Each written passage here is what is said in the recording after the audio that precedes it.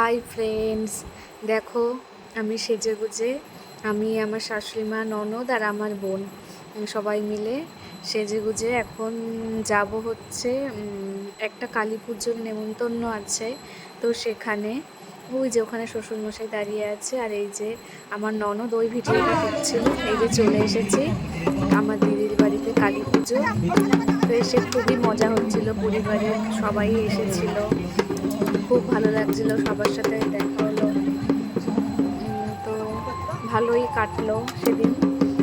তারপরে একটা মজার বিষয় হলো, ওখানে গিয়ে রাস্তার পাশে ফুচকা বিক্রি হচ্ছিল। তো ওই ফুচকা দেখে আর আমরা লোভ সামলাতে পারি না, ওখান থেকে আমরা ফুচকা খেতে চলে গেছি।